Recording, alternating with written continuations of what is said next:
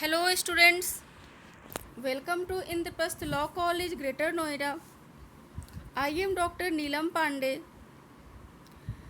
Dear students, today we will discuss one of the most important personality of Indian national movement named Netaji Subhash Chandra Bose.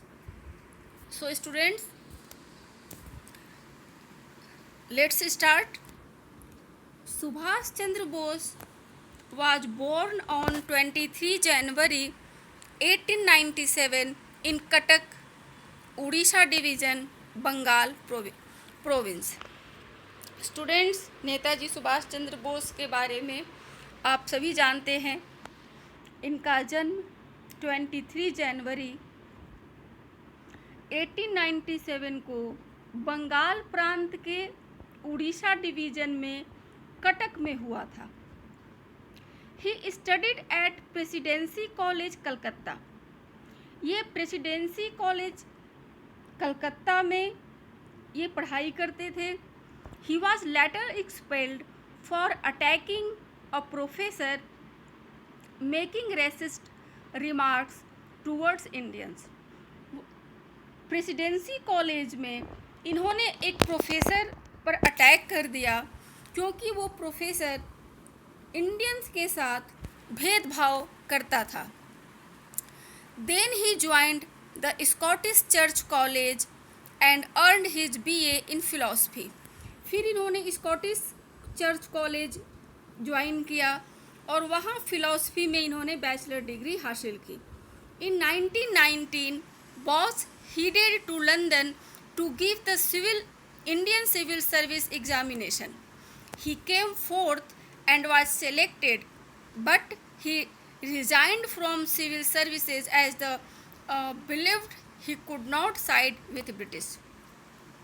1919 में Subhash Chandra Bose London गए civil service exam देने के लिए। उस exam में ये select भी हुए, 4th रैंक इनका आया था, लेकिन इन्होंने रिजाइन कर दिया क्योंकि ये किसी भी तरीके से ब्रिटिशर्स के साथ काम नहीं करना चाहते थे। In 1921 Bose worked under Chittaranjan Das. He worked as the editor for Das newspaper and later started his own newspaper Swaraj in 1923. Students, 1921 में बोस ने चित्तरंजन दास के साथ काम करना शुरू किया। ये चित्तरंजन दास के न्यूज़पेपर में एडिटर के तौर पर काम करते थे, लेकिन आगे चलकर 1923 में इन्होंने अपना खुद का न्यूज़पेपर स्टार्ट किया जिसका नाम स्वराज था।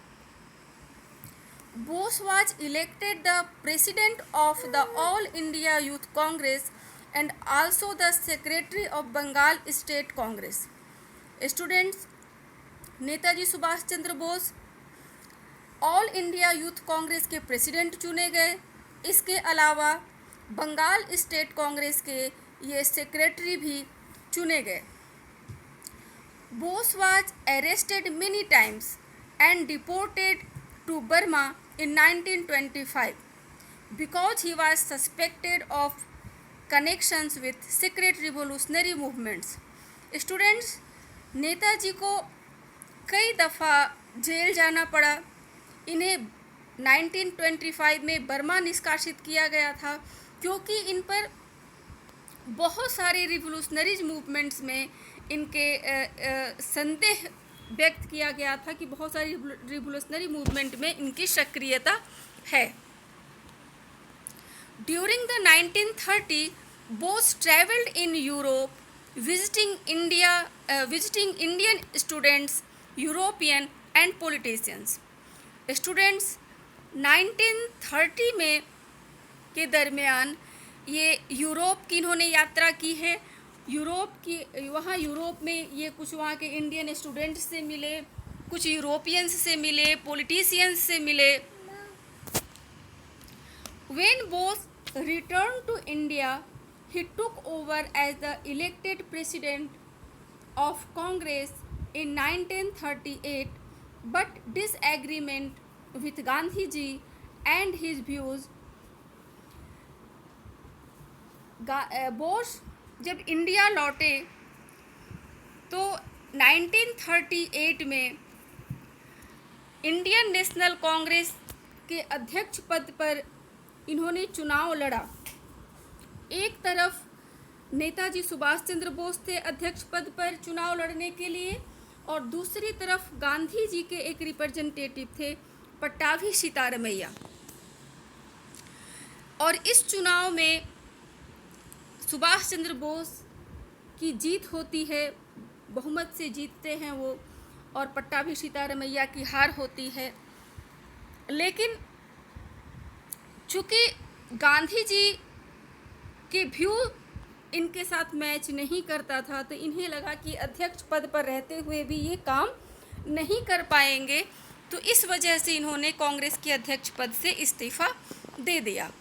Bose soon resigned from presidency and formed the All India Forward block.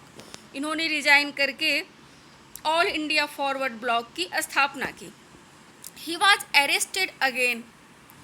Boss house in Calcutta was kept under surveillance by the CID।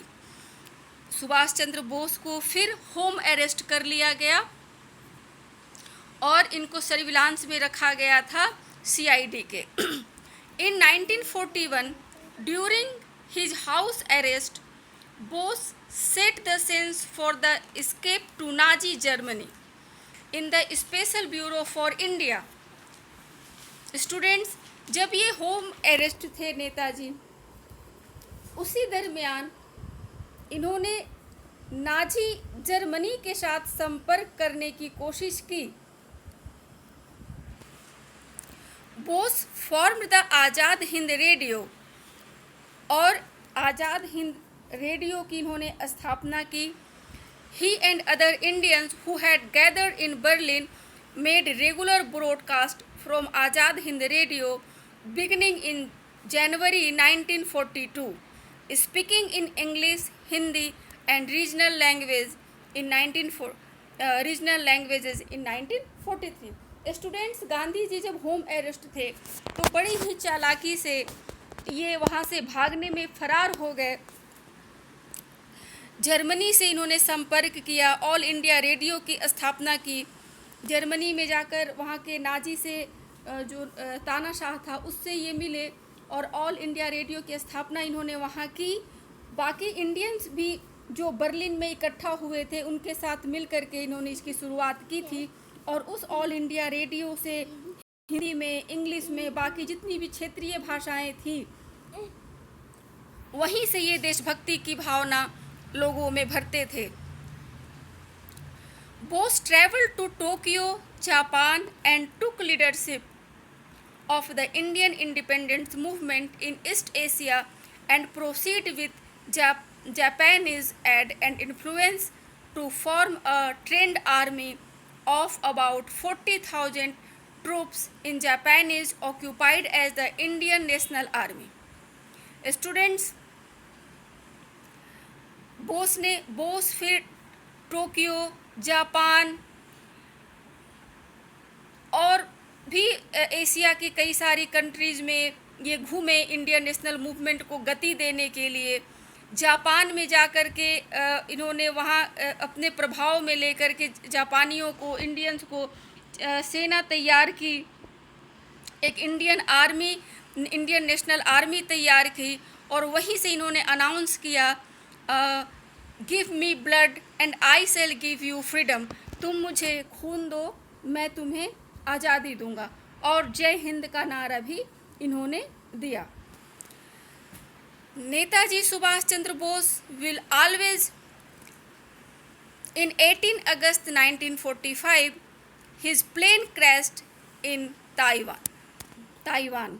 Students, 18 अगस्त 1945 को ऐसा प्लेन क्रैश हुआ था जिसमें ये माना गया कि नेताजी सुभाष चंद्र बोस की उस हादसे में मृत्यु हो गई। Netaji Subhash Chandra Bose will always remember for his sacrifice he made. Netaji Subhash Chandra Bose हमेशा अपने त्याग के लिए और अपनी बहादुरी के लिए भारतीय इतिहास में अमर रहेंगे। ये एक क्रांतिकारी के रूप में हमेशा अमर रहेंगे। Dear students, in the next video we will discuss another great personality of this movement. Thank you.